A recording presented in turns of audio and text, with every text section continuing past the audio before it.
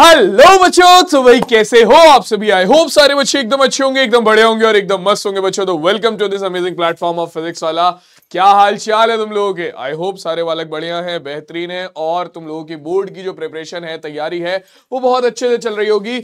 आज तुम्हारी उसी तैयारी को और बेहतर बनाने के लिए और एक और चैप्टर को और अच्छा तैयार कराने के लिए मैं आ गया हूं, जहां पर आज के इस सेशन में हम डिस्कशन करने वाले हैं किसका, निर्देशांक ज्यामिति का। अब भाई ये चैप्टर इंपॉर्टेंट क्यों है समझाता हूं। देखो, निर्देशांक ज्यामिति आपकी इसी नाम की एक यूनिट भी है, ठीक है। सेम इसी नाम की एक यूनिट भी है निर्देशांक ज्यामिति, ठीक है, जो कि बोर्ड के एग्जाम में आती है ऑलमोस्ट। अगर मैं बात करूं रफली, अगर मैं बात करूं तो ये आती है 5 से 7 नंबर के बीच में, या 5, चलो 7 नंबर तो बहुत ज्यादा हो गए, हम लेकर चलते हैं कि भैया ये आती है तुम्हारा 4 से 6 नंबर के बीच में, ठीक है। तुम्हारी किस्मत अच्छी रही 6 नंबर की भी आ जाएगी क्योंकि बहुत आसान है, ठीक है। और अगर किस्मत थोड़ी सी भी इधर उधर रही तो कम से कम 4 नंबर तो देकर जाएगी, ठीक है। अब फायदा क्या है इस यूनिट का। इस यूनिट का फायदा यह है मेरे लाल कि इस यूनिट में केवल एक यही चैप्टर है। इस यूनिट में केवल एक यही चैप्टर है, निर्देशांक ज्यामिति। और इस चैप्टर में कुछ बोर्ड के हिसाब से केवल 2 सूत्र हैं और कुछ बोर्ड के हिसाब से 3 सूत्र हैं, ठीक है। तो अब हम क्या करेंगे भाई, हमारा इस चैप्टर के जो भी सूत्र हैं वो सारे एक बार देखेंगे, ठीक है। उन पर बेस कुछ क्वेश्चन करेंगे और सारे सूत्रों को एक बार रिवाइज करेंगे, ठीक है ना। तो समरी है, ठीक है, समरी है। तो यहां पर ज्यादा क्वेश्चन नहीं हो पाएंगे अपने पास, हमें पूरा चैप्टर रिवाइज करना है तो ज्यादा क्वेश्चन तो हम नहीं कर पाएंगे, बट हाँ कुछ क्वेश्चन जो प्रैक्टिस के लिए वो मैं करा दूंगा। और क्वेश्चंस की प्रैक्टिस तुम कहां से करोगे, तुम लोगों को पता है, मास्टर 30 बैच से। मास्टर 30 बैच का ऑलरेडी आज तुम्हारा समरी सीरीज तुम यहां से देखोगे और मास्टर 30 बैच की जो आएगी आपकी तुम्हारी क्लास, वो निर्देशांक ज्यामिति की आज ही आ जाएगी। तो रेडी रहना, इसके बाद यहां से चैप्टर पढ़ो और उसके बाद सीधा मास्टर 30 में जाके क्वेश्चंस की प्रैक्टिस कर लेना। तो चलो, तो कार्यक्रम शुरू करते हैं। इस चैप्टर में हमारे पास मेनली क्या क्या चीजें पढ़ने के लिए, हमारे पास है निर्देशांक ज्यामिति का बेसिक, जो कि क्लास 9th में तुमने पढ़ा है, उसका हल्का सा रिवीजन होगा जो कि मैं जल्दी जल्दी करा दूंगा, ठीक है। उसके बाद आता है दूरी सूत्र, उसके बाद आता है विभाजन सूत्र और उसके बाद आता है त्रिभुज का क्षेत्रफल। अब ये वाला जो टॉपिक है ये कुछ बोर्ड में से हटा दिया गया है, जैसे सीबीएसई में नहीं है, ये यूपी में नहीं है, ठीक है। मतलब कुछ बोर्ड ऐसे हैं जिनमें से हटा दिया गया है, कुछ बोर्ड ऐसे हैं जिनमें है। तो हम तो भाई सारे ही कवर करेंगे, ठीक है। जिनके बोर्ड में जो टॉपिक है वो अपने उस टॉपिक को देख लेना, और त्रिभुज का क्षेत्रफल सबसे लास्ट में होगा। तो जिनके में त्रिभुज का क्षेत्रफल नहीं है वो उस चीज को स्किप कर देना, यानी कि हटा देना, खत्म बात, ठीक है। चलो अब आगे का कार्यक्रम बढ़ाते हैं भैया। देखो, तो सबसे सीधा निर्देशांक ज्यामिति से शुरुआत करेंगे। तुम लोगों को पता है कि क्लास 9 में तुमने पढ़ा था निर्देशांक ज्यामिति क्या होती है और क्यों होती है। मैं समझा देता हूं क्यों होती है भाई। कि भैया आपका किसी भी तल में कोई बिंदु है, जैसे मैं इस कमरे में खड़ा हूं, मेरी इस कमरे में स्थिति क्या है, ठीक है, वो पता करने के लिए निर्देशांक ज्यामिति का इस्तेमाल होगा। कि भाई मैं इधर वाली दीवार से कितनी दूर खड़ा हूं, मैं मेरी जो लेफ्ट हैंड साइड पर जो दीवार है उससे मैं कितनी दूर से खड़ा हूं, या फिर मैं बोर्ड से कितनी दूरी पर खड़ा हूं, मुझे मेरी स्थिति जो है वो बताने के लिए हम क्या करते हैं, हम यहां पर हम दूरियों का इस्तेमाल करते हैं। कि भाई मैं बोर्ड से ऑलमोस्ट कितना मैं 2 फीट की या 1 फीट की दूरी पर खड़ा हूं, ठीक है, मैं कैमरा से 3 फीट की दूरी पर खड़ा हूं, ठीक है। तो यहां पर हम दूरियों का इस्तेमाल करते हैं। लेकिन अगर मैं किसी प्लेन में, किसी तल में, किसी बिंदु की स्थिति की बात करूं, कि भैया मान लो ये बोर्ड है, इस बोर्ड पे मैंने यहां पर एक बिंदु लगा दिया। अब ये बिंदु जो है, ये बिंदु आपका, इसकी स्थिति कैसे बताएं कि ये बिंदु बोर्ड की इस साइड से कितनी दूर है, या बोर्ड की ऊपर वाली साइड से कितनी दूर है, या बोर्ड की इधर वाली साइड से कितनी दूर है, ठीक है। तो अब किसी तल में बोर्ड कहां से आ गया, हाँ, किसी तल में किसी बिंदु की स्थिति को, किसी तल में किसी बिंदु की स्थिति को निर्धारित करना ही आपका क्या कहलाता है, निर्देशांक ज्यामिति कहलाता है। और इसे हम किसकी सहायता से करते हैं भाई, निर्देशांक ज्यामिति में किसी बिंदु की स्थिति को निर्धारित हम किसकी सहायता से करते हैं, ये हम करते हैं हमारा कार्तीय पद्धति की सहायता से। किसकी सहायता से,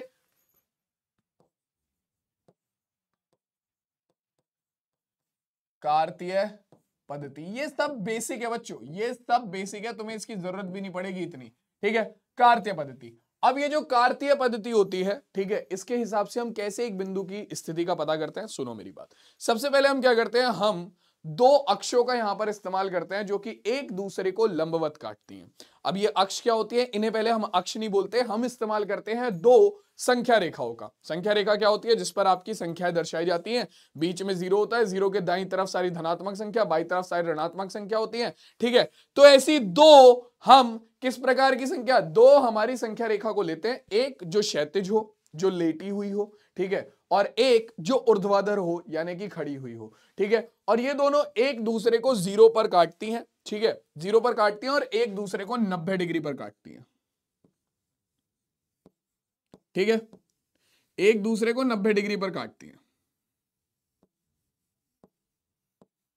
ठीक, आपकी ये जो क्षैतिज वाली संख्या रेखा होती है, ठीक है, इसे फिर हम कार्तीय पद्धति में हम इसे संख्या रेखा नहीं बोलते, हम इसे बोलते हैं कार्तीय अक्ष, या फिर आपकी क्षैतिज वाली अक्ष को हम बोलते हैं क्या, क्षैतिज वाली अक्ष को हम बोलते हैं एक्स अक्ष, और आपका जो ये ऊर्ध्वाधर अक्ष होती है इसे हम बोलते हैं वाई अक्ष।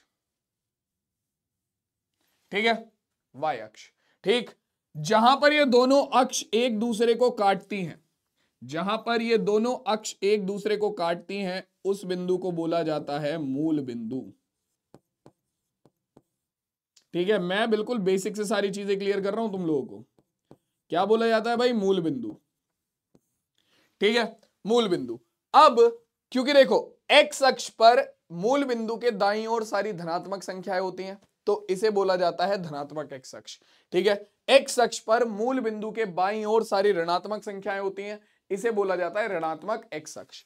ठीक है, फिर वाई अक्ष की बात करें तो मूल बिंदु से ऊपर की तरफ वाई अक्ष पर सारी धनात्मक संख्याएं हैं, तो इसे बोला जाता है धनात्मक वाई अक्ष, और मूल बिंदु से नीचे की तरफ यहां पर सारी ऋणात्मक क्या है, संख्याएं हैं वाई अक्ष पर, तो इसे बोला जाता है ऋणात्मक वाई अक्ष। ठीक है, तो धनात्मक एक्स अक्ष, धनात्मक वाई, ऋणात्मक एक्स अक्ष, धनात्मक वाई अक्ष, ऋणात्मक वाई अक्ष। ठीक है, अब यहां पर अगर तुम्हें किसी बिंदु की स्थिति का निर्धारण करना है तो वो कैसे होता है, देखो मान लो कोई बिंदु है जो कि ये, तो किसी भी बिंदु की स्थिति का निर्धारण होता है, आपको उसके लिए चाहिए होता है, मान लो ये बिंदु P है तो आपको इसके निर्देशांक बताने हैं, तो बिंदु P के निर्देशांक बताने के लिए आपको चाहिए होगा एक तो x निर्देशांक और एक y निर्देशांक। क्या चाहिए होगा भाई, चीज समझो, ये आपको चाहिए होगा x निर्देशांक, x निर्देशांक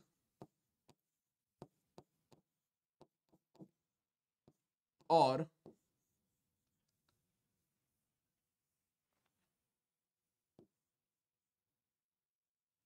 y निर्देशांक, है ना, x निर्देशांक और y निर्देशांक।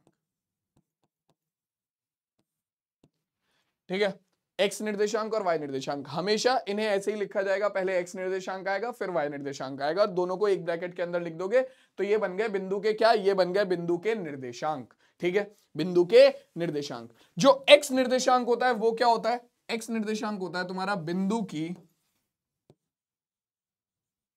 x निर्देशांक होता है बिंदु की y अक्ष से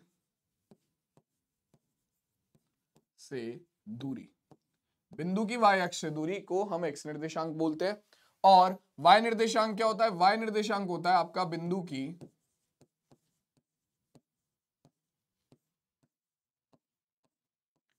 x अक्ष से दूरी।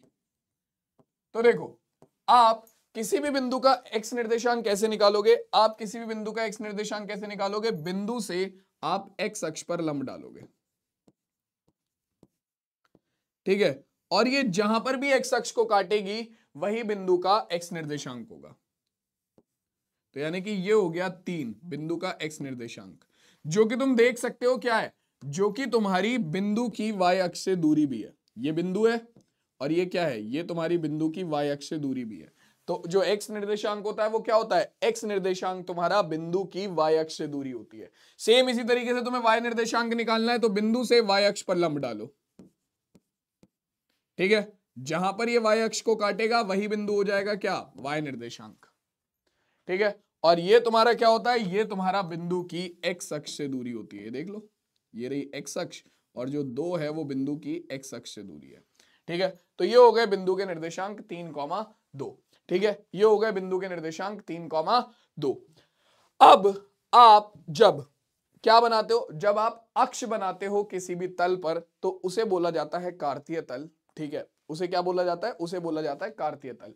और जब आप अक्ष बनाते हो किसी भी तल पर तो वो तल आपका 4 भागों में बढ़ जाता है। एक भाग ये हो गया, एक भाग ये हो गया, एक भाग ये हो गया और एक भाग ये हो गया। ठीक है, अब ये जो आपका 4 भागों में बंटता है आपका पूरा तल, इन्हें बोला जाता है चतुर्थांश।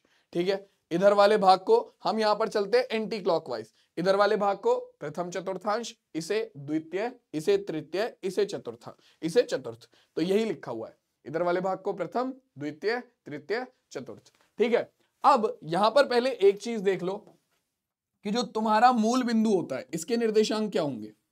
देखो, तो मूल बिंदु की एक्स अक्ष से दूरी कितनी है, मूल बिंदु की एक्स अक्ष से दूरी है 0। ठीक है, तो इसका y निर्देशांक 0 हो गया, क्योंकि मूल बिंदु की आपकी बिंदु की एक्स अक्ष से दूरी क्या होती है, y निर्देशांक। और इस मूल बिंदु की y अक्ष से दूरी कितनी है भैया, y अक्ष से भी दूरी 0 है, तो इसका x निर्देशांक भी 0 होता है और इसका y निर्देशांक भी 0 होता है, इसीलिए मूल बिंदु के निर्देशांक होते हैं 0,0। ठीक है, एक पॉइंट और, मान लो कोई बिंदु तुम्हारा x अक्ष पर है, कोई बिंदु तुम्हारा x अक्ष पर है, तो x अक्ष पर ध्यान से देखो, आपका जो बिंदु के निर्देशांक होंगे वो कैसे होंगे, सोच के देखो। आपका बिंदु की x अक्ष से दूरी, सबसे पहले देखो बिंदु की y अक्ष से दूरी, मान लो ये बिंदु है, इसकी बिंदु की y अक्ष से तुम दूरी निकालोगे कितनी है, ये है तुम्हारी 3। ठीक है भाई, माइनस के 3, यानी कि ये माइनस की दिशा में हो गई माइनस के 3। ठीक है, अब ये बिंदु तुम्हारा x अक्ष पर ही है, बिंदु Q ले लो इसे। ठीक है, तुम्हें इसके निर्देशांक बताने हैं, ये x अक्ष पर ही है। ठीक है, तो बिंदु की y अक्ष से दूरी तो हो गई -3 इकाई, बिंदु की x अक्ष से दूरी कितनी है, अब भैया बिंदु पहले से ही x अक्ष पर है, बिंदु पहले से ही x अक्ष पर है, तो इसकी बिंदु की, अगर तुम पहले से ही अपने घर में हो, ठीक है, अगर तुम पहले से ही अपने घर में हो तो तुम्हारे घर से दूरी कितनी होगी, 0। तो सीधी सी बात है, जब ये पहले से ही x अक्ष पर है तो इसकी x अक्ष से दूरी कितनी होगी, 0। तो अगर कोई भी बिंदु कभी भी आपका x अक्ष पर आता है तो वहां पर क्या होगा, उसके निर्देशांक में बिंदु की x अक्ष से दूरी कितनी होगी, बिंदु की x अक्ष से दूरी 0 होगी। ठीक है, तो यानी कि x अक्ष पर y बराबर 0 होता है और आपका जो x अक्ष के निर्देशांक होते हैं वो किस रूप में होते हैं, हमेशा x, 0 के रूप में होंगे। अगर कोई भी बिंदु x अक्ष पर है तो उसके निर्देशांक x, 0 के रूप में होंगे, जहां पर x आपकी कोई भी संख्या हो सकती है। ठीक है, और y निर्देशांक तो x अक्ष पर हमेशा 0 ही होगा, क्योंकि y निर्देशांक क्या होता है, बिंदु की x अक्ष से दूरी, और बिंदु की x अक्ष से दूरी अगर बिंदु x अक्ष पर ही है तो हमेशा 0 ही रहेगी। ठीक है, अब सेम चीज जो होती है वो सेम चीज आपकी y अक्ष पर भी चली जाती है। चतुर्थांश पर अभी चलेंगे, बस एक बार ये वाला पॉइंट क्लियर कर लो। y अक्ष पर क्या होता है भाई, तुम्हारा बिंदु अगर y अक्ष पर है, मान लो यहां है, तो बिंदु की y अक्ष से दूरी कितनी होगी, बिंदु अगर y अक्ष पर है तो बिंदु की y अक्ष से दूरी कितनी होगी, फिर वही लॉजिक, अगर बिंदु आपका पहले से ही y अक्ष पर है, बिंदु अगर आपका पहले ही घर में है तो उसकी घर से दूरी कितनी, 0। तो बिंदु अगर पहले ही y अक्ष पर है तो बिंदु की y अक्ष से दूरी 0। ठीक है, y अक्ष से दूरी कितनी होती है, y अक्ष से दूरी होती है x निर्देशांक, यानी कि x निर्देशांक हो गया 0। ठीक है, y निर्देशांक किसका हो गया 4, बिंदु की x अक्ष से दूरी, बात खत्म। तो इस बिंदु के निर्देशांक हो गए कितने, आपका 0,4। तो अगर कोई भी बिंदु y अक्ष पर है तो y अक्ष पर तो हमेशा ही आपका क्या होगा, बिंदु की y अक्ष से दूरी 0 ही होगी। बिंदु की y अक्ष से दूरी बोले तो x निर्देशांक, यानी कि आपका y अक्ष पर तो हमेशा ही x निर्देशांक 0 रहेगा। ठीक है, तो इसीलिए y अक्ष पर आपका x निर्देशांक हमेशा 0 रहेगा और y निर्देशांक कोई भी आपकी वास्तविक संख्या हो सकती है, यानी कि आपके y अक्ष पर जो बिंदुओं के निर्देशांक होंगे वो 0,y के रूप के होंगे। ठीक है, तो ये हो गया तुम्हारा निर्देशांक ज्यामिति का बेसिक। अभी एक पार्ट और बचा है, क्या, चतुर्थांश, कि जब आप तल में अक्षों को बनाते हो तो तुम्हारा पूरा तल 4 भागों में बढ़ जाता है, जिन्हें बोला जाता है चतुर्थांश। पहले वाले को प्रथम, फिर एंटी क्लॉकवाइज चलते हैं, दूसरे वाले को द्वितीय, फिर तृतीय, फिर चतुर्थ चतुर्थांश। अब इनकी चिन्ह परिपाटी होती है चतुर्थांशों की, मतलब आप खाली निर्देशांक देखकर बता सकते हो कि यह बिंदु कौन से चतुर्थांश में होगा। जैसे कि अगर मैं बात करता हूं तो देखो, आपको पता है ये धनात्मक एक्स अक्ष है, क्यों? मूल बिंदु के दाईं ओर है। ये धनात्मक वाई अक्ष है, क्यों? मूल बिंदु के ऊपर की तरफ है। ठीक है, ये चीज तो हमने पढ़ ली थी इधर। ठीक है, मूल बिंदु के बाईं ओर ऋणात्मक एक्स अक्ष हो जाती है और मूल बिंदु के नीचे की तरफ ऋणात्मक वाई अक्ष हो जाती है। ठीक है, तो अब अगर मैं बात करता हूं तुम्हारे पहले चतुर्थांश की, तो पहला चतुर्थांश कौन कौन सी अक्षों से मिलकर बना है? तो ये धनात्मक एक्स अक्ष और धनात्मक वाई अक्ष से मिलकर बना है ना? धनात्मक एक्स अक्ष और धनात्मक वाई अक्ष से मिलकर बना है। तो यानी कि यहां पर एक्स निर्देशांक धनात्मक एक्स अक्ष से आएंगे, वाई निर्देशांक धनात्मक वाई अक्ष से आएंगे। यानी कि आपका इसका एक्स निर्देशांक भी कैसा होगा? हमेशा प्लस का होगा। ठीक है, और वाई निर्देशांक भी कैसा होगा? हमेशा प्लस का होगा, क्योंकि धनात्मक एक्स अक्ष और धनात्मक वाई अक्ष से मिलकर बन रहा है। तो कोई भी बिंदु अगर प्लस कॉमा प्लस का है, जैसे 2,3, 5,7, 1/2, 1/3, 1.5, 1.3, ठीक है, ये सारे बिंदु धनात्मक हैं, इसमें एक्स निर्देशांक भी प्लस है, वाई निर्देशांक भी प्लस है। तो ऐसे बिंदुओं के लिए आपका हमेशा क्या होगा? हमेशा वो प्रथम चतुर्थांश में होंगे। ठीक है, दूसरे चतुर्थांश की अगर मैं बात करूं तो दूसरा चतुर्थांश बनता है आपका धनात्मक वाई अक्ष और ऋणात्मक एक्स अक्ष से। तो इसके जो एक्स निर्देशांक होंगे, आप देखो एक्स अक्ष ऋणात्मक है और एक्स निर्देशांक एक्स अक्ष से ही आते हैं, तो इसका एक्स निर्देशांक ऋणात्मक होगा और वाई अक्ष कैसी है? धनात्मक, तो वाई निर्देशांक पॉजिटिव होगा। तो कोई भी बिंदु अगर माइनस, जिसका एक्स निर्देशांक माइनस का और वाई निर्देशांक प्लस का है, वो हमेशा माइनस कॉमा प्लस में आएगा। फॉर एग्जाम्पल आपका -2,3, -1,1, -1,5, यहां पर एक्स निर्देशांक माइनस का है, वाई निर्देशांक प्लस का है, तो ये दूसरे चतुर्थांश में आ गए। ठीक है, तीसरे चतुर्थांश की अगर मैं बात करूं यहां पर,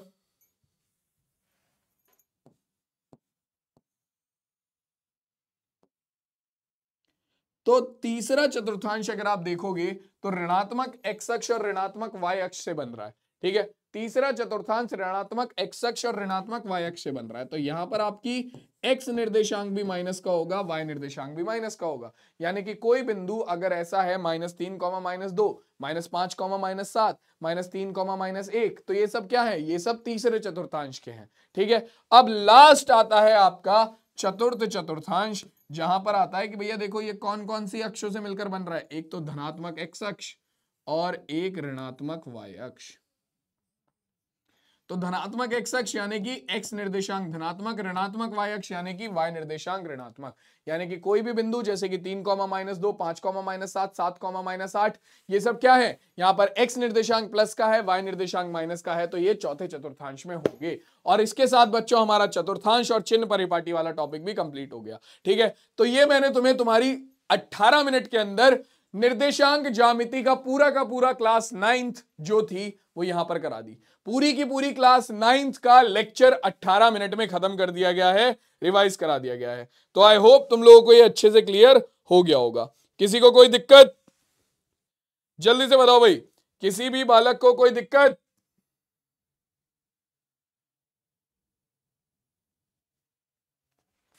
चलो आगे बढ़ते हैं, अगला सवाल देखते हैं। अब देखो, अब हमारे पास इसके बाद आता है, देखो ये तो हो गया बेसिक सारा। ठीक है, अब बेसिक पर आधारित सवाल वगैरह तुम आराम से देखना, मास्टर 30 क्लास में तुम्हें देखने को मिलेंगे। प्रीवियस ईयर के क्वेश्चन भी वहां पर मैं कराऊंगा, तो वहां पर होंगे बढ़िया बढ़िया।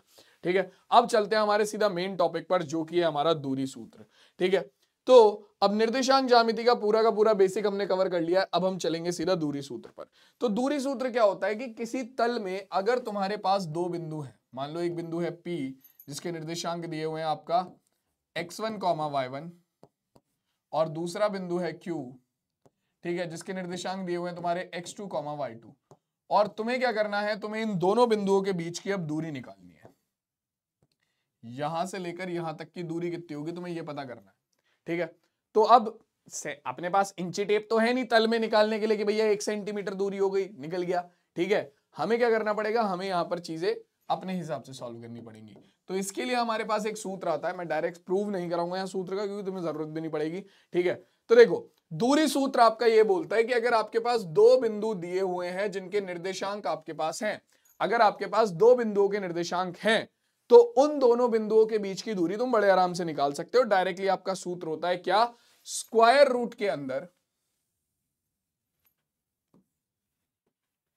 x2 माइनस x1 का होल स्क्वायर प्लस y2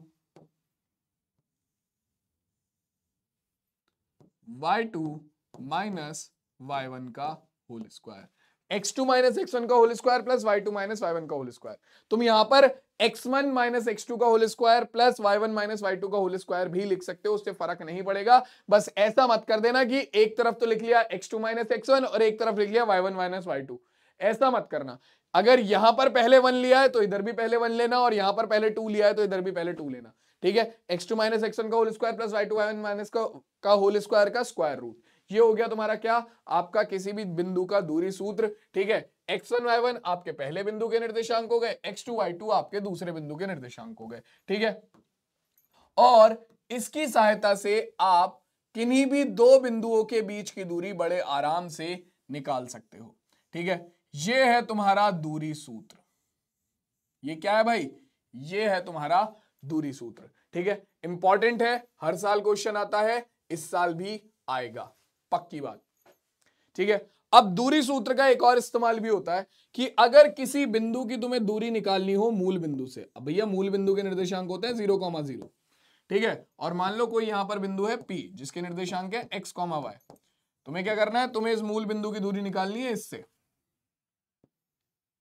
ठीक है।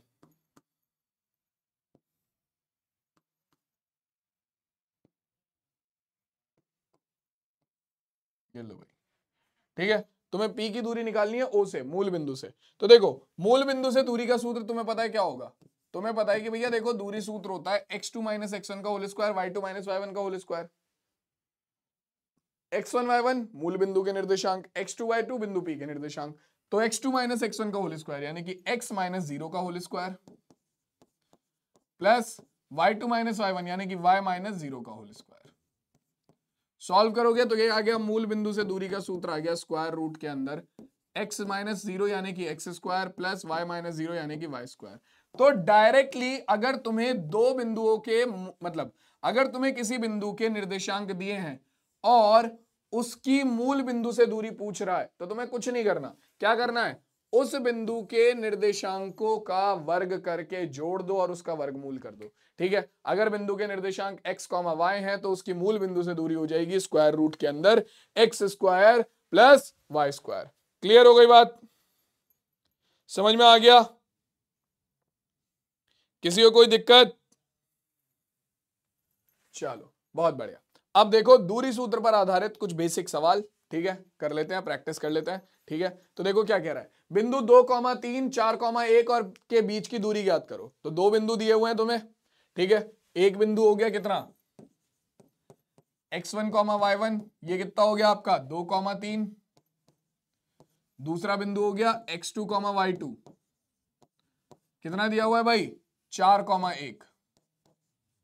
इन दोनों के बीच की दूरी निकालनी है। दूरी सूत्र तुम लोग जानते हो कितना होता है, डायरेक्ट दूरी सूत्र पे मान रखो और आंसर निकालो। ऑप्शन बताओ कौन सा करेक्ट होगा, A, B, C या फिर D, 2√2, 2√3, 3√2, 4√2, जल्दी से बताओ भाई।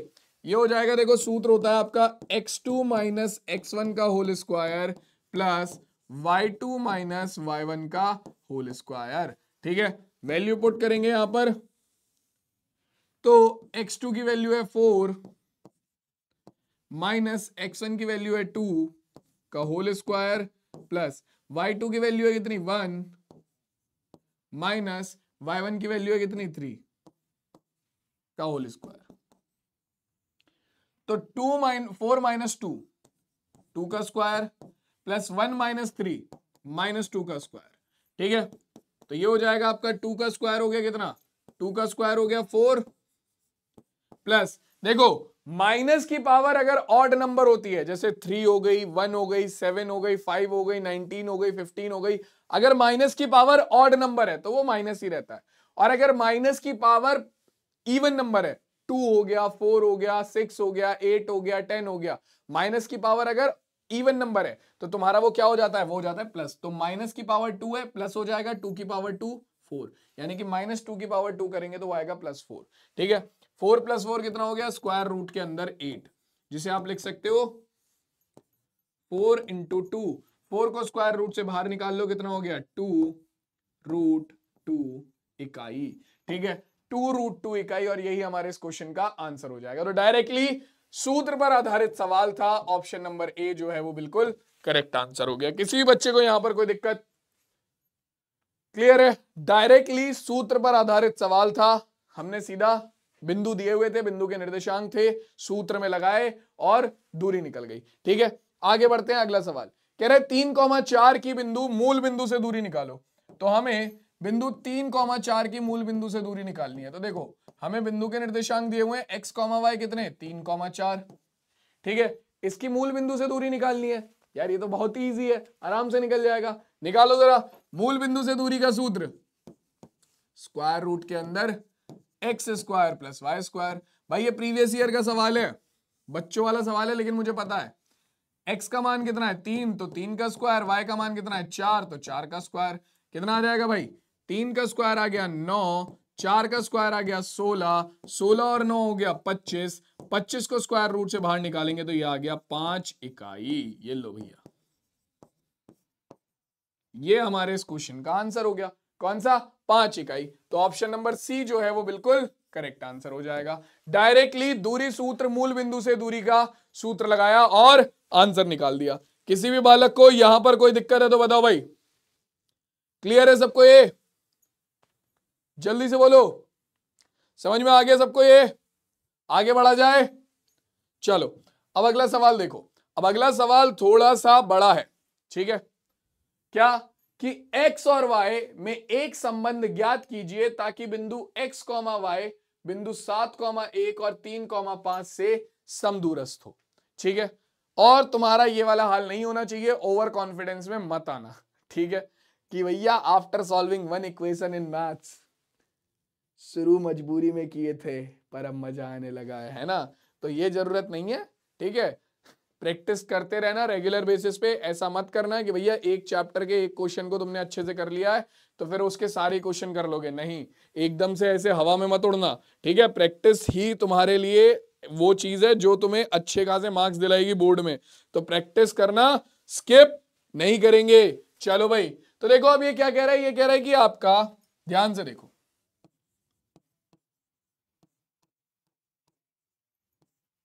ये हमसे कह रहा है कि x और y में एक संबंध ज्ञात करो ताकि बिंदु x और y 7,1 और 3,5 से समदूरस्थ हो। ठीक है, तो हम मान लेते हैं, माना इसे हम बोलते हैं बिंदु a x, y बिंदु O, एक को ले लो, कितना, एक को ले लो P 7,1 व Q 3,5 से क्या है, समदूरस्थ है। भाई एक सवाल है, पूरा डिटेल में लिखवा रहा हूं, सारे सवाल डिटेल में नहीं लिखवाऊंगा। समदूरस्थ है, तो भाई देखो अगर ये इनसे समदूरस्थ है, समदूरस्थ का मतलब कि मान लो x a है तुम्हारा घर जिसके निर्देशांक है x, y। ठीक है, p है तुम्हारे दोस्त का घर। ठीक है, और q है तुम्हारे मौसी का घर। ठीक है, अब तुम्हारा प्लान बन गया कहां जाने का, तुम्हारा प्लान बन गया भैया अपने दोस्त के घर जाने का, मम्मी को जाना है मौसी के यहाँ। ठीक है, अब तुमने निकाल ली स्कूटी, मैं तो जा रहा हूं दोस्त के यहाँ, लेकिन मम्मी से ऊपर होके तो जा नहीं सकते। मम्मी ने कहा कि भैया देख ले, दोनों जो हैं वो अपने घर से सेम डिस्टेंस पर हैं, मतलब तू अपने यहाँ से दोस्त के यहाँ चला जा, अपने यहाँ से मौसी के यहाँ चला जा, सेम डिस्टेंस पर है। ठीक है, तो देख ले, मर्जी तेरी है, डिस्टेंस तो ये सेम ट्रेवल करना पड़ेगा, बस अगर दोस्त के यहाँ जाएगा तो कुटाई खाएगा और मौसी के यहाँ जाएगा तो मिठाई खाएगा। तो अब तेरे ऊपर है, तू कहाँ जाना चाहता है। ठीक है, तो सेम हाल यहां पर है कि आपका ये जो बिंदु है A, ये P से भी समान दूरी पर है, यानी कि A से P की दूरी जो है वो किसके बराबर है? आपका a जो है वो q से भी समान दूरी पर है, यानी कि a से p की दूरी a से q की दूरी के बराबर है। ठीक है, तो निकाल दो भाई। AP का मान कितना हो जाएगा? AP का मान हो जाएगा तुम्हारा स्क्वायर रूट के अंदर, सूत्र तुम जानते हो,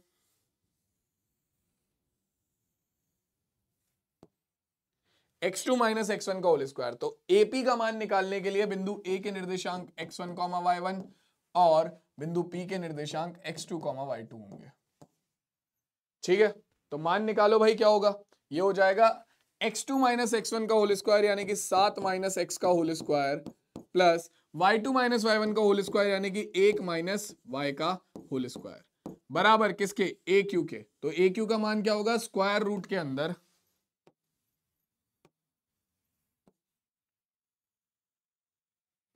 फिर वही चीज x2 minus x1, y2 minus y1, लेकिन AQ के लिए x1 y1 होंगे किसके?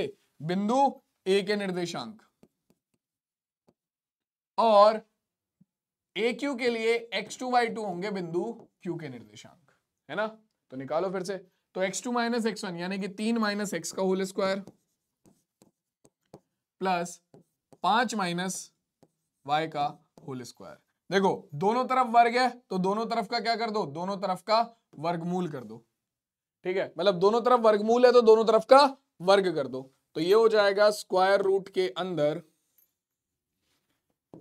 7 माइनस एक्स का whole square plus 1 minus y का होल स्क्वायर बराबर, इसका क्या कर दिया तुमने? वर्ग कर दिया।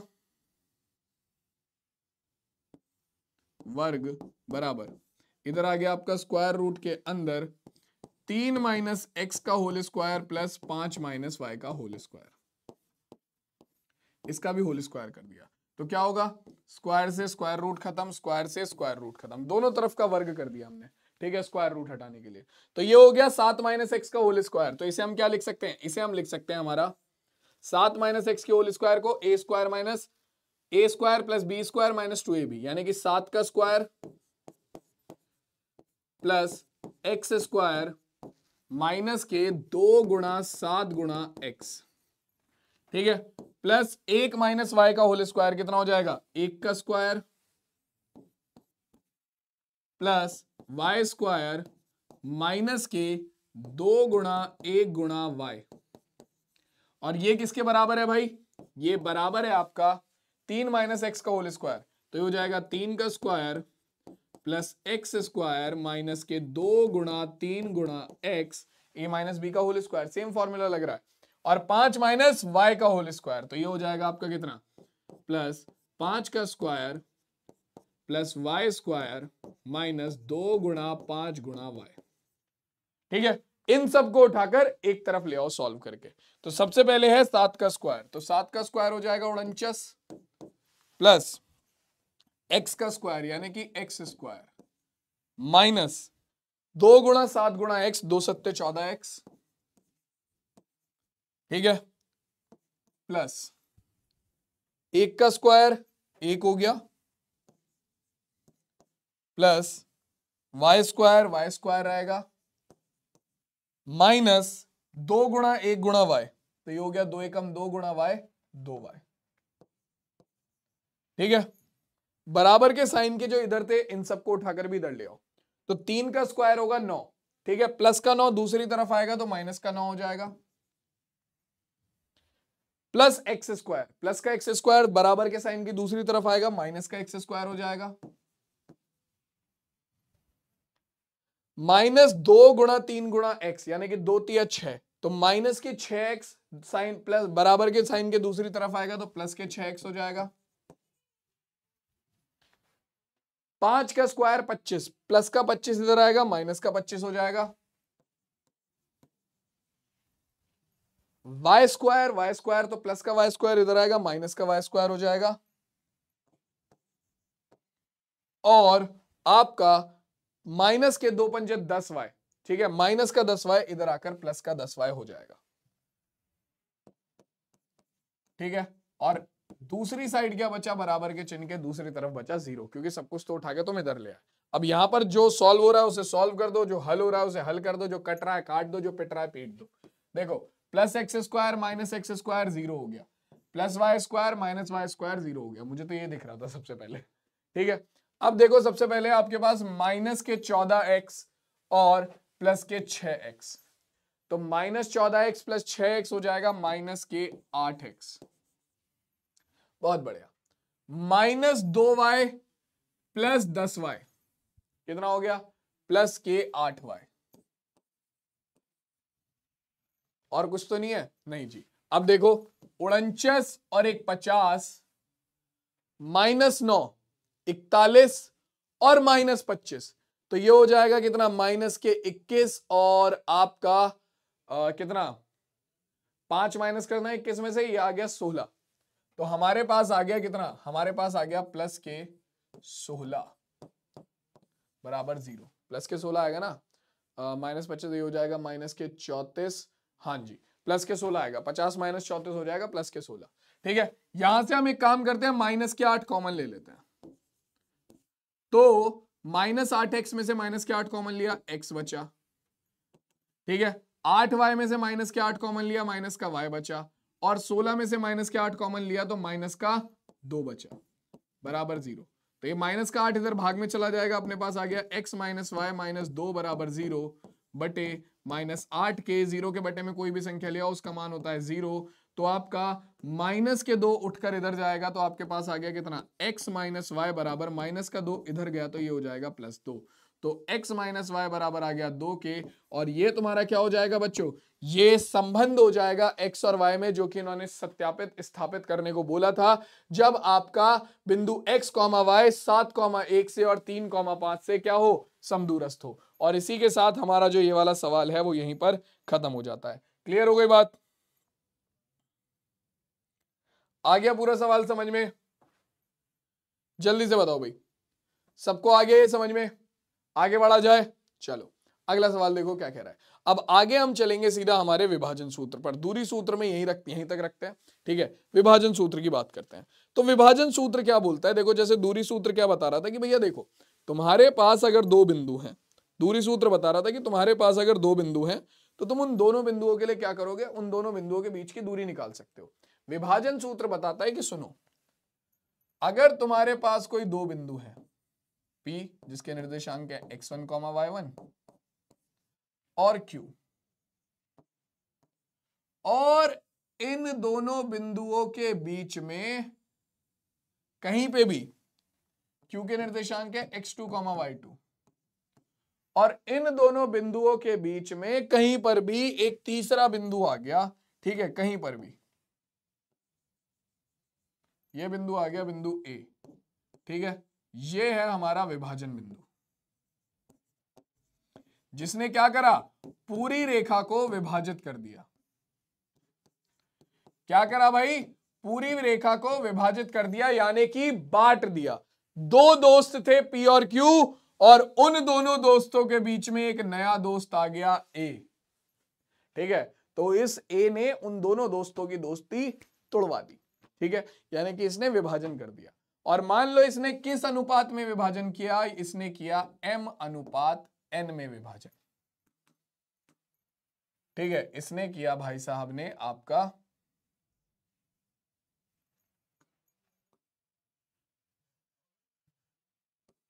इसने किया आपका M अनुपात N में विभाजन,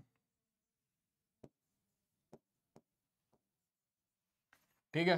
तो अगर अब इसने M अनुपात N में विभाजन किया है तो इन दोनों दोस्तों को पता लग गया, इन दोनों दोस्तों को पता लग गया कि ये है भाई साहब जो गद्दारी कर रहा है ना, ये है जो लड़ाई लगवा रहा है। तो इन दोनों दोस्तों को अब पता करना है कि ये है कहां, इसकी लोकेशन पता करनी है। लोकेशन मतलब इसके निर्देशांक पता करने हैं। तो आपका अगर दो बिंदुओं को मिलाने वाली रेखाखंड को कोई तीसरा बिंदु क्या करता है? आपका कहीं विभाजित करता है, तो इस विभाजन बिंदु के निर्देशांक हम निकालते हैं विभाजन सूत्र से, ठीक है। और ये निर्देशांक बराबर होता है, यहां पर आपका x निर्देशांक होता है क्या? x निर्देशांक होता है m गुणा x2 प्लस n गुणा x1 बटे में m प्लस n, ठीक है। और यहां पर हमारा y निर्देशांक होता है m गुणा y2 प्लस n गुणा y1 बटे में m प्लस n। ठीक है, बटे में m प्लस n। तो अगर मैं इसे ढंग से लिखूं तो आपका पूरा सूत्र हो जाता है आपके विभाजन बिंदु के निर्देशांक x कॉमा y बराबर हो गए किसके, आपका x कॉमा y बराबर हो गया किसके, m गुणा x2 प्लस n गुणा x1 बटे में m प्लस n। x निर्देशांक और y निर्देशांक हो गए m गुणा y2 प्लस n गुणा y1 बटे में m प्लस n। ये हो गया आपके कौन से, आपके y निर्देशांक। तो ये हो गया बच्चों आपका क्या, विभाजन बिंदु के निर्देशांक, या फिर मैं बोलूं आपका विभाजन सूत्र, जो कि क्या बोलता है कि अगर दो बिंदुओं को मिलाने वाले रेखाखंड को कोई तीसरा बिंदु m अनुपात n में विभाजित करता है तो उसके निर्देशांक होंगे m गुणा x2 प्लस n गुणा x1 बटे में m प्लस n और m गुणा y2 प्लस n गुणा y1 बटे में m प्लस n। ठीक है, तो ये बात क्लियर हो गई, क्लियर हो गई। अब देखो ये मान लो ये जो विभाजन बिंदु है ये बिल्कुल ठीक बीच में है, यानी कि आपका ये रेखा को ठीक बीच में से विभाजित कर रहा है। ये क्या कर रहा है बच्चों, ये रेखा को ठीक बीच में से विभाजित कर रहा है, ठीक बीच में से विभाजित कर रहा है। इसका मतलब आपका ये जो विभाजन बिंदु है वो मध्य बिंदु है।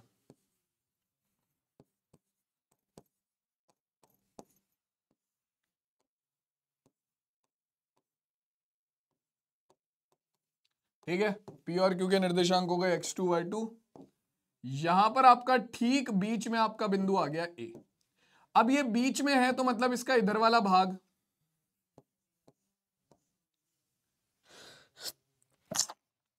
और इधर वाला भाग दोनों बिल्कुल बराबर होंगे। अगर ये ठीक बीच में है तो इसका इधर वाला भाग और उधर वाला भाग, सॉरी, ठीक है, आपका ये वाला भाग और ये वाला भाग दोनों बराबर होंगे। क्यों, क्योंकि ए बिल्कुल बीच में है, यानी कि मध्य बिंदु है ए। ठीक है, ए क्या है, ए मध्य बिंदु है। तो अब अगर आपको इस मध्य बिंदु के निर्देशांक निकालने हैं तो क्या होगा, आप अगर देखो इधर वाला भाग बराबर है इधर वाले भाग के, तो अगर ये के है तो ये भी के होगा। ठीक है, तो अगर तुम इनका अनुपात लेते हो तो क्या आएगा, के अनुपात के, यानी कि ये आ जाएगा 1:1, यानी कि 1/1। के से के कट गया, आपका 1/1 आ गया। ठीक है, तो यानी कि मध्य बिंदु के निर्देशांक के केस में आपका m1 अनुपात m2 जो आता है, ठीक है, वो आता है 1:1। ये होता है 1:1, क्योंकि ये क्या हो जाता है, ये सेम भाग होते हैं इनका, जब तुम अनुपात लोगे तो वो 1:1 आएगा। ठीक है, तो जब ये अनुपात 1:1 आता है तो आप बस क्या करो, आप इस सूत्र में m और n की जगह पर 1 रख दो, m की जगह पर 1, n की जगह पर 1, और आपके पास निकल कर आ जाता है मध्य बिंदु के निर्देशांक का सूत्र, जो कि बराबर होता है किसके, मान लो मध्य बिंदु के निर्देशांक है x, y, तो मध्य बिंदु के निर्देशांक का सूत्र होता है कितना, x2 प्लस x1 बटे में 2। ये हो गए x निर्देशांक, और y निर्देशांक होते हैं y2 प्लस y1 बटे में 2। हाँ जी, सवाल खत्म। ये होता है आपका मध्य बिंदु के निर्देशांक का सूत्र। अगर आपके दो बिंदुओं को मिलाने वाली रेखाखंड, दो बिंदु जिनके निर्देशांक x1 y1 और x2 y2 हैं, इन्हें मिलाने वाले रेखाखंड को बिंदु x, y जो है वो मध्य बिंदु पर विभाजित करता है। ठीक है, मध्य बिंदु पर विभाजित करता है। तो यही आपके सूत्र है बच्चों, यही केवल आपके सूत्र हैं जो कि आपको यहां पर विभाजन बिंदु में पढ़ने हैं। ठीक है, क्लियर हो गई बात, जल्दी से बताओ मुझे, सबको क्लियर हुआ ये? फिर आगे चलते हैं, आगे के सवाल देखते हैं हम, क्योंकि यहां पर हमें विभाजन बिंदु पर आधारित सवाल भी करने हैं।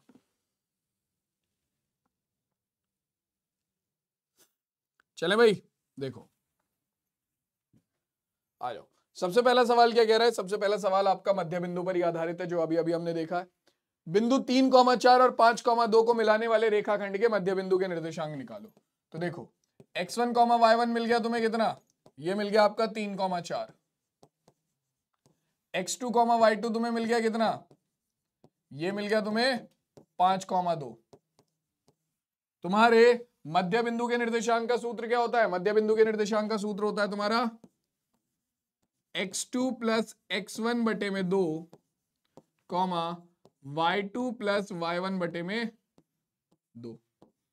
मान रखो यहां पर और आंसर निकालो। देखो भाई, x2 का मान है 5, x1 का मान है 3 बटे में 2, y2 का मान है 2, y1 का मान है 4 बटे में 2। तो अपने पास आ गया 5 3 8 बटे में 2 कॉमा 4 2 6 बटे में 2। हल करोगे 2 से भाग करोगे 8 को तो ये आ गया 4, 3 को भाग करोगे 2 से तो सॉरी 6 को भाग करोगे 2 से तो ये आ गया 3। तो आपके मध्य बिंदु के निर्देशांक आ गए 3,4 और 5,2 के कितना 4,3। तो ऑप्शन नंबर डी 4,3 इस क्वेश्चन का करेक्ट आंसर हो जाएगा। क्लियर हो गई बात? आगे सबको समझ में यहां तक? यहां तक की सारी चीजें सबको क्लियर है? जल्दी से बोलो भाई। बहुत बढ़िया।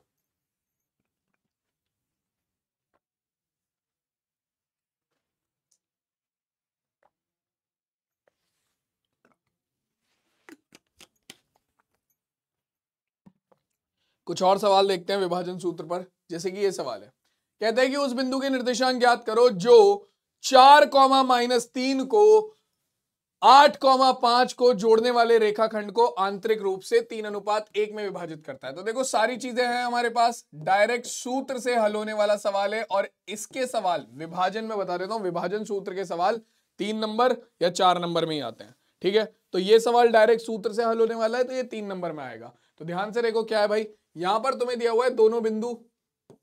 तो तुम्हारे पास क्या है, x1, y1 है कितना 4, -3 और x2, y2 है कितना 8, 5।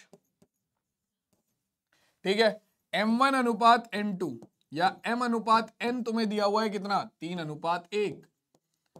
सारी चीजें हमारे पास है। हमें क्या चाहिए, हमें निकालना है बस हमारा किसके, विभाजन बिंदु के निर्देशांक। तो क्या होंगे भैया, विभाजन बिंदु के निर्देशांक हो जाते हैं, सूत्र आपको पता है, m गुणा x2 प्लस, मान लो विभाजन बिंदु आपका x, y है, तो ये हो जाते हैं m गुणा x2 प्लस n गुणा x1 बटे में m प्लस n और कॉमा m गुणा y2 प्लस m गुणा y1 n गुणा y1 बटे में m प्लस n। सारे मान आपके पास हैं, आपको बस यहां पर सूत्र में रखकर x और y का मान निकालना है। देखो भाई, ये हो जाएगा आपका m,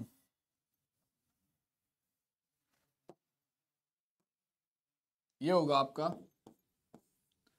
m गुणा x2, तो m का मान है 3 गुणा x2 का मान कितना है 8 प्लस n गुणा x1, तो n का मान है 1 और x1 का मान है 4 बटे में m प्लस n यानी कि 3 + 1 कॉमा m गुणा y2, तो m का मान है 3 गुणा y2 का मान है 5 प्लस n गुणा y1, n का मान है 1 गुणा y1 का मान है -3 बटे में m प्लस n यानी कि 3 + 1। हल करो, यहां से x, y का मान निकालो।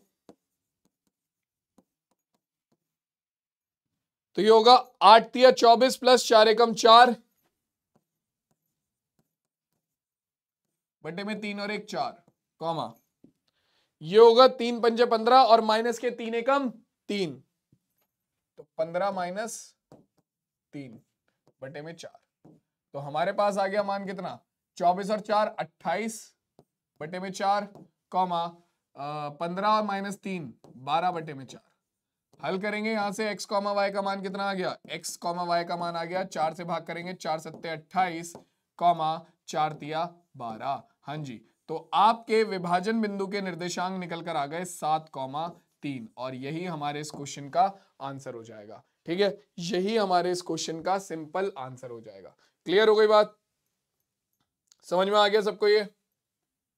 चलो कहानी को थोड़ा और आगे बढ़ाते हैं, आगे क्वेश्चन देखते हैं क्या कह रहा है। कह रहा है कि आपका बिंदु -4,6 और आपका -6,10 और 3, -8 को जोड़ने वाले रेखाखंड को किस अनुपात में विभाजित करेगा। तो इस बार तुम्हें विभाजन बिंदु के निर्देशांक दे दिए गए, ठीक है, और तुमसे बोल रहा है कि इन दोनों बिंदुओं को आपका वो किस अनुपात में विभाजित करेगा। तो आप बोलो कि आपको दो बिंदु पता है जिनको मिलाने वाले रेखाखंड को विभाजित करना है, यानी कि दो बिंदु पता है, तो आपको x1 y1 पता है, x1 y1 और x2 y2, तो x1 y1 का मान है x माइनस 6,10, x2 y2 का मान है आपका कितना 3,-8। ठीक है, अब आपको विभाजन बिंदु के निर्देशांक पता है, यानी कि आपको x, y का मान भी पता है -4,6। आपको ये नहीं पता कि ये -4,6 इन दोनों बिंदुओं को मिलाने वाले रेखाखंड को किस अनुपात में विभाजित करता है। तो मान लो ये इसे m अनुपात n में विभाजित करता है, m अनुपात n में विभाजित करता है, तो आपको m अनुपात n निकालना है। सूत्र क्या होता है, विभाजन सूत्र से आपका विभाजन बिंदु के निर्देशांक हो जाएंगे कितने, आपके x, y बराबर होगा आपका m गुणा x2 यानी कि m गुणा 3 प्लस n गुणा y2 n गुणा y1 माइनस के 6 बटे में m plus n, comma m गुणा y2 जो कि है माइनस के 8 प्लस n गुणा y1 जो कि है 10 बटे में m प्लस n। तो देखो अब इस सवाल को हल करने के लिए बच्चों आप यहां से देखो, आपको पता है कि ये x, y का मान कितना है, x, y का मान है आपका विभाजन सूत्र के निर्देशांक है 4,6, तो 3m माइनस 6n बटे में m plus n, comma minus के 8m प्लस 10n बटे में m प्लस n। अब तुम्हें पता है कि ये भी विभाजन बिंदु के निर्देशांक है, ये भी विभाजन बिंदु के निर्देशांक है। जब ये दोनों सेम ही बिंदु के निर्देशांक हैं तो सीधी सी बात है कि भैया इनके जो x निर्देशांक होंगे वो भी सेम होंगे और जो y निर्देशांक होंगे वो भी सेम होंगे। तो आप दोनों में से किसी भी एक निर्देशांक की उठाकर तुलना कर दो और वहां से m अनुपात n का मान निकाल लो। देखो यहां पर मैं x निर्देशांक की तुलना कर रहा हूं, तुम चाहो तो y की भी कर देना। ठीक है, मैं x की कर रहा हूं, तो x निर्देशांक एक साइड है माइनस के 4 और दूसरी साइड है कितना 3m माइनस 6n बटे में m plus n। m plus n की गुणा -4 में करेंगे तो ये हो जाएगा माइनस के 4m माइनस के 4n बराबर 3m माइनस 6n। ठीक है, इस -4n को इधर ले जाओ और इस 3n को उठाकर इधर ले आओ, तो ये हो गया माइनस के 4m प्लस का 3m इधर आकर हो गया -3m माइनस के 6n और माइनस का 4n इधर जाकर प्लस के 4n हो गया। ठीक है, तो ये हो जाएगा कितना -4 -3 हो गया माइनस के 7m और -6 + 4 कितना हो गया माइनस के 2n। आपको निकालना है n बटे m बटे n, तो इस n को इधर भेज दो और -7 को इधर, तो m बटे n बराबर हो गया -2 और ये -7 इधर भाग में चला जाएगा, माइनस से माइनस कट गया तो m बटे n का मान आ गया 2/7, यानी कि आपका m अनुपात n निकल कर आ गया 2:7। अब बच्चों देखो इन सूत्रों पर बेस्ड आपके बेसिक सवाल तो मैंने तुम्हें करा दिए। ठीक है, बेसिक सवाल तुम्हारे यही होते हैं और बेसिक सवाल मैंने इन सूत्रों पर बेस्ड तुम्हें करा दिए। ठीक है, अब इसमें कुछ और अच्छे सवाल भी आते हैं, जैसे कि ये वाला सवाल है। ठीक है, इसकी तुम लोग प्रैक्टिस करोगे, कैसे करोगे? ठीक है, मैं तुम्हें बता देता हूं, हिंट देता हूं। ठीक, तुम्हें बोला है कि भैया आपके दो बिंदुओं को मिलाने वाले रेखाखंड को ये समत्रिभाजित करती है। समत्रिभाजित मतलब 3 बराबर भागों में बांटना। मान लो ए और बी को मिलाने वाले दो बिंदु हैं P और Q। ठीक है, तो समान 3 भागों में बांटने के लिए आपको दो बिंदु चाहिए होंगे कम से कम। ठीक है, इसके निर्देशांक मान लो आपके x, y और इसके निर्देशांक मान लो x डैश, y डैश है। ठीक है, ए और बी के निर्देशांक तो पता है। अब तुम्हें पता है कि ये और ये तीनों बिल्कुल बराबर है। ठीक है, तो अगर तुम यहां पर पहले बिंदु P के लिए बात करते हो तो बिंदु P तुम्हारे इस पूरे रेखाखंड को किस अनुपात में बांट रहा है भाई? तो देखो तुम्हारा इधर है खाली तुम्हारे पास एक भाग और इधर कितने भाग हैं आपके पास टोटल? एक और एक 2 के। तो अगर तुम इनका अनुपात लेते हो तो कितना आएगा आपके पास? आएगा 1:2। तो बिंदु P के लिए तुम्हारे m1 अनुपात m2 का मान कितना हो गया? 1:2। ठीक है, बिंदु A के निर्देशांक तुम्हारे ये रहे, B के निर्देशांक ये रहे, x1 y1 तुम्हारे पास है, m1 अनुपात m2 आ गया। बिंदु P के निर्देशांक निकल जाएंगे। अब बिंदु Q के लिए देखो, बिंदु Q के केस में तुम्हारा बिंदु Q जो है वो रेखाखंड को किस अनुपात में बांट रहा है? तो ये भाग है तुम्हारा k + k यानी कि 2k। इसका अनुपात अगर तुम लेते हो केवल इधर वाले भाग के साथ जो कि है सिंगल k, तो कितना हो गया 2k/k, यानी कि ये आ जाएगा तुम्हारा 2:1। तो आपका बिंदु Q के केस में m1:m2 या m/n कितना हो गया 2:1 हो गया। ठीक है, x1 y1 के निर्देशांक बिंदु A के निर्देशांक, x2 y2 के निर्देशांक बिंदु B के निर्देशांक, और तुम्हारा जो पूरा का पूरा क्या है, पूरा का पूरा जो तुम्हारा m/n है वो Q के केस में हो जाएगा 2:1। ठीक है, यहां पर आपका सूत्र लगाओ, विभाजन सूत्र, और मान निकाल लो P और Q का, खत्म सवाल।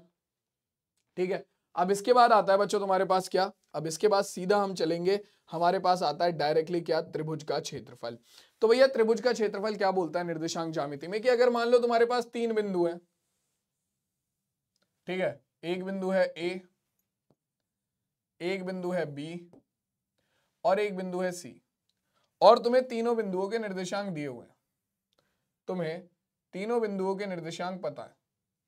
ठीक है, बिंदु A के निर्देशांक है x1, y1, बिंदु B के निर्देशांक है तुम्हारे x2, y2, और बिंदु C के निर्देशांक है x3, y3। तो आपका इस केस में अगर आपको इस त्रिभुज का क्षेत्रफल निकालना है तो उसके लिए डायरेक्ट सूत्र है क्या, ये सूत्र होता है 1/2, त्रिभुज का क्षेत्रफल बराबर होता है 1/2 ब्रैकेट के अंदर कितना होगा भाई, देखो इसे याद करने का एक तरीका होता है और वो है आपका 123, 231 और 312। ठीक है, क्या भाई 123, 331 और तुम्हारा कितना 123, 231, 312। ठीक है, तो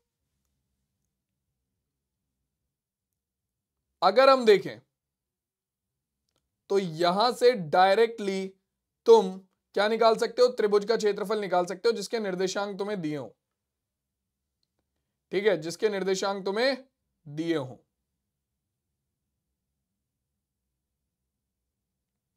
देखो क्या है भाई, ये है तुम्हारा 123, मतलब x1 गुणा y2 माइनस y3 प्लस, ठीक है, 231 यानी कि x2 गुणा y3 माइनस y1 प्लस 312 यानी कि y3 गुणा x1 minus 123, 231, 312, x1 minus sorry x1 गुणा y2 माइनस y3, x2 गुणा y3 माइनस y1 और x3 गुणा y1 माइनस y2। हाँ जी, ये लो, और ये है तुम्हारे त्रिभुज का क्षेत्रफल। अगर तुम्हें 3 बिंदु दिए हो, त्रिभुज के तीनों शीर्ष दिए हो और तुमसे उस त्रिभुज का क्षेत्रफल पूछे, तो ये होता है त्रिभुज के क्षेत्रफल का डायरेक्ट सूत्र। ठीक है, ये होता है त्रिभुज के क्षेत्रफल का डायरेक्ट सूत्र। अब यहां पर एक केस और बनता है क्या, यदि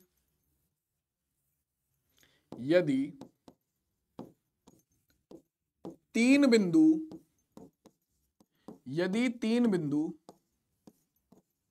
संरेख हो,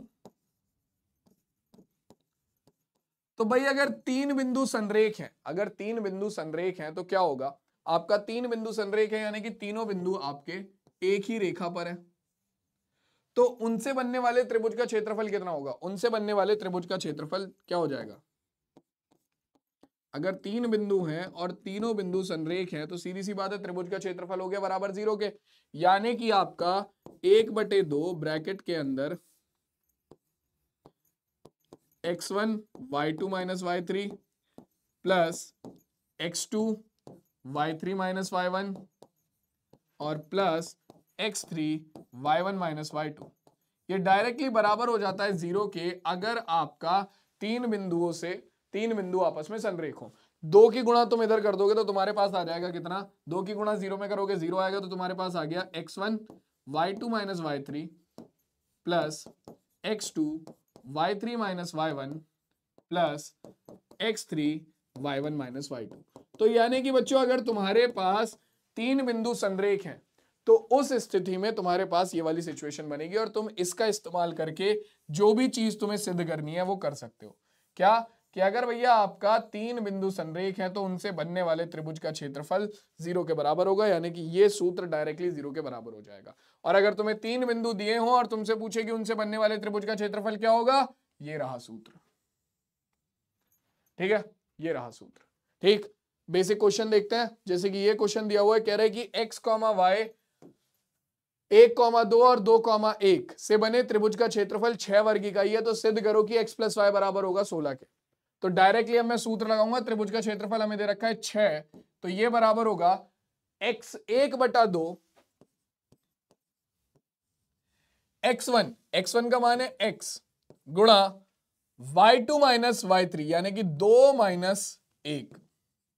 ठीक है, ये x1 y1, ये x2 y2, ये x3 y3 प्लस x2 का मान है 1 गुणा y3 - y1।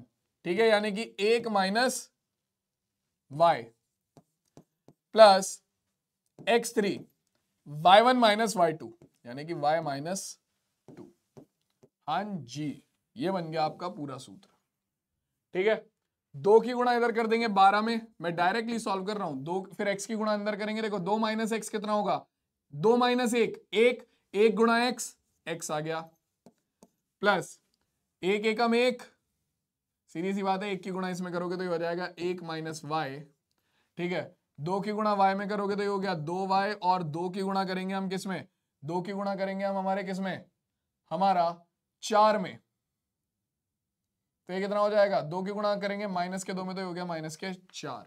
ठीक है, तो अब हमारे पास कितना आएगा भाई, ये 16 तो नहीं आएगा मुझे लग रहा है, देखते हैं चलो।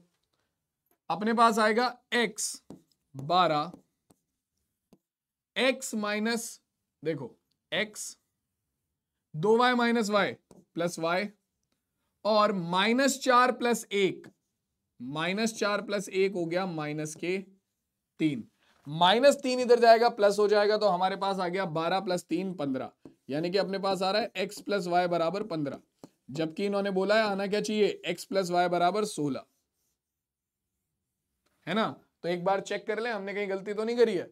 हमें पता है क्या, हमें बोला है कि ये तीनों बिंदु से बनने वाले त्रिभुज का क्षेत्रफल 6 वर्ग इकाई है, तो त्रिभुज का क्षेत्रफल हो गया 1/2 x1 गुणा y2 - y3 यानी कि 2 - 1।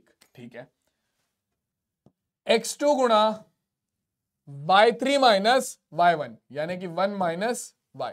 ठीक है, x3 गुणा y1 - y2 यानी कि y - 2। ठीक है, x की गुणा 2 में, देखो 2 - 1 करा, 1 आ गया, 1 गुणा x 1 की गुणा 1 में करेंगे 1 आ गया, 1 की गुणा -y में करेंगे -y, 2 की गुणा y में करी y, और 2 की गुणा -2 में करी 4। ठीक है, -के, ठीक, x आ गया 2y - y हो गया, 1 - 4 करेंगे -3, -3 इधर जाकर प्लस हो गया, तो 15 ही तो आएगा यार भाई, मुझे तो कोई और ऑप्शन दिख नहीं रहा, मेरे हिसाब से तो यही आ रहा है आंसर। ठीक है, तो यहां पर इसमें करेक्शन होगा, ये 16 नहीं है 15 होगा। ठीक है, और ये हमारे इस क्वेश्चन का करेक्ट आंसर हो जाएगा। तो इस तरीके के क्वेश्चन बनते हैं तुम्हारे किस पर, त्रिभुज के क्षेत्रफल पर आधारित। ठीक है, तो त्रिभुज के क्षेत्रफल के कुछ और क्वेश्चन तुम्हें प्रैक्टिस के लिए यहां पर मिल जाएंगे, जैसे कि ये वाला क्वेश्चन है। ठीक है, बाकी अब त्रिभुज के क्षेत्रफल पर, विभाजन सूत्र पर, और तुम्हारा जो दूरी सूत्र है इस पर आधारित प्रैक्टिस क्वेश्चन हम करेंगे हमारे मास्टर 30 की सीरीज में, तो सारे बालक वहां पर पहुंच जाना। ठीक है, जल्दी आ जाएगी मास्टर 30 का लेक्चर 20 का, तो रेडी रहना। आज की क्लास में समरी सीरीज के में इतना ही रखते हैं, और ये 1 शॉट था निर्देशांक ज्यामिति का, जिसमें हमने सारी चीजें कवर कर ली हैं अच्छे से। तो आई होप तुम लोगों को मजा आया होगा, मुझे बड़ा मजा आया। मैं मिलता हूं सीधा तुमसे तुम्हारे नेक्स्ट सेशन में मास्टर 30 के और समरी सीरीज के, तब तक के लिए टेक केयर, टाटा और बाय बाय।